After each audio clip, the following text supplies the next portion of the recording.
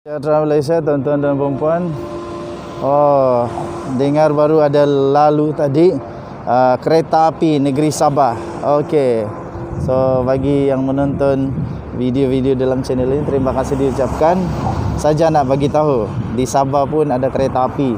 Okey, so kita bangga jadi rakyat Sabah. Di depan saya adalah Gunung Kinabalu. Betul-betul di depan saya saja Gunung Kinabalu.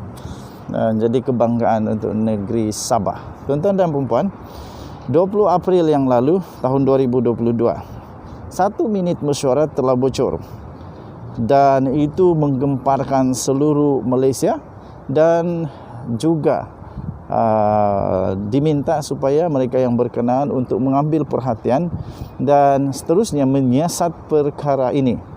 1 minit mesyuarat yang sangat-sangat memang mengejutkan, tuan-tuan dan puan-puan, telah tersebar di media-media sosial. Jadi 20 April 2022, minit mesyuarat bocor. Serah kepada rakyat, ahli UMNO untuk buat penilaian.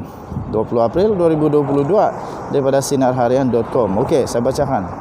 Presiden UMNO iaitu Datuk Seri Dr. Ahmad Zahid Hamidi menyerahkan kepada seluruh rakyat Malaysia dan juga daripada ahli UMNO untuk menilai sendiri berkenaan dokumen minit mesyuarat atau digelar sebagai paslik yang tular di media sosial pada Selasa yang lepas.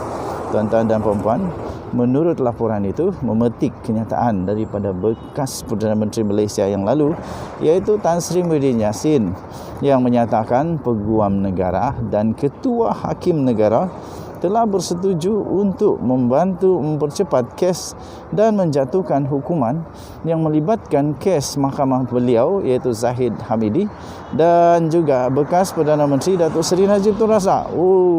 Ini kalau betul memang satu dunia akan bergegar. Wah. Aduh. Kalau betul katanya, kalau betul apa yang terdedah itu adalah pendapat Muhyiddin, maka ia membayangkan sudah berlakunya satu konspirasi dan pakatan haram antara pemimpin politik dengan AG ataupun Attorney General Peguam Negara dan CJ iaitu Ketua Hakim Negara. Kata kenyataan tersebut. Katanya lagi, kalau betul sudah berlaku kerosakan sistem judisiari, badan kehakiman dan kehakiman negara. Saya berserah kepada Allah Subhanahu Wa Taala, katanya. Dan tambahnya lagi, tuan-tuan dan puan, tiada daya dan kekuatan kecuali dengan pertolongannya yang maha agung lagi maha kuasa, katanya menurut satu hantaran di Facebook pada Rabu yang lalu. Tuan-tuan dan puan yang dihormati sekalian, pendedahan kandungan minit mesyuarat bocor yang melibatkan 9 pemimpin daripada Perikatan Nasional yang kononnya merancang strategi untuk menjatuhkan UMNO dan Barisan Nasional BN itu telah menjadi sangat tular sejak pada Selasa yang lalu lagi. Sekarang hari Jumaat, so dah 3 hari ni dia menjadi tular. Okey. Dalam dokumen tersebut beberapa nama telah disebutkan. Ini senarai nama panas, tuan-tuan dan puan-puan. Okey, so saya bacakan kepada tuan-tuan dan puan-puan senarai nama yang telah disebut di dalam laporan tersebut. Selain Ahmad Zahid, ia juga telah memetik nama Perdana Menteri iaitu Datuk Seri Ismail Sabri Yaakob. Perdana Menteri pun kena sebut. Apa benda pula dengan Perdana Menteri? Kesian dia. Janganlah. Naib Presiden PAS juga disebut iaitu Datuk Seri Ahmad Samsuri Mukhtar. Ini memang hot ni kalau macam begini. Okey, seterusnya Setiausaha Agung PAS iaitu Datuk Seri Taqiyuddin Hassan. Wah, orang-orang besar ni. Ketua Penerangan Perikatan Nasional iaitu Datuk Seri Muhammad Azmin Ali. Nah, dia pun akhirnya disebut juga. Kemudian ada Bendahari Kehormat Barisan Nasional Datuk Seri Hishamuddin Tun Hussein. Seterusnya Setiausaha Agung Perikatan Nasional Datuk Hamzah Zainuddin dan beberapa pemimpin UMNO yang lain. Okey, so nama semua besar-besar ni. Okey. Jadi berdasarkan pendedahan gerakan politik oleh dokumen tersebut, terdapat sekumpulan pemimpin daripada Perikatan Nasional seolah-olah merancang untuk mempercepatkan hukuman penjara ke atas Ahmad Zahid dan Datuk Seri Najib Tun Razak selain daripada kononnya cubaan mengaitkan timbalan Presiden UMNO Datuk Seri Muhammad Hassan dengan kes mahkamah. Oh, itu pasal yang 10 juta tu kot, yang pajakan tanah di Negeri Sembilan. Okey, tuan-tuan dan puan-puan yang dihormati sekalian, dalam pada itu Ahmad Zahid memaklumkan beliau akan menunggu sekiranya ada penafian dan laporan polis yang dibuat terhadap pendedahan laporan risikan tersebut. Huyo. Katanya AG seperti biasa diam.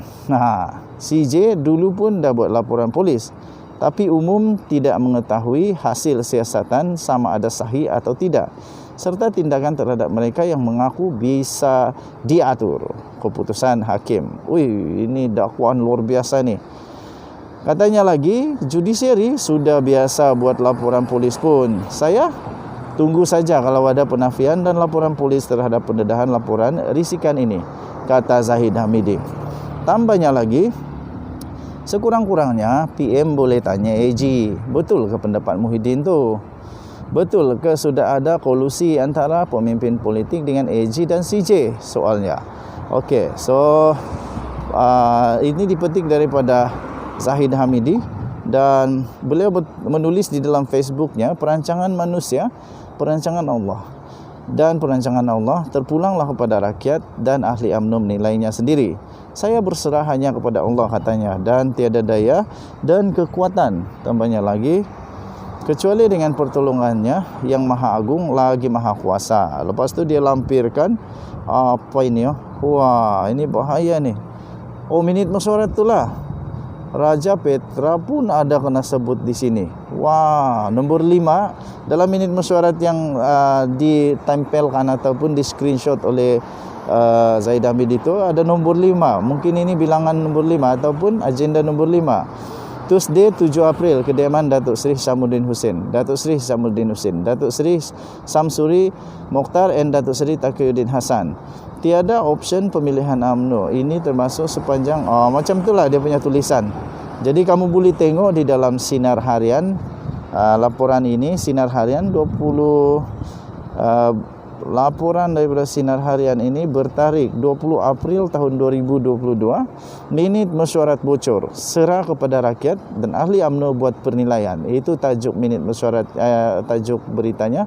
So, untuk dapatkan berita lengkap, kamu boleh masuk ke dalam Sinar Harian dan cari berita tersebut. Denyut Nadi, suara rakyat bergema di channel ini. Aku dah nak masuk check-in ni, nak pergi flight. Okey, so harap-harap semuanya okey. Doakan perjalanan, semoga semuanya okey dan kita akan kembali ke semula ke negeri Sabah yang dicintai. Sekali lagi, kita jumpa lagi. Bye-bye.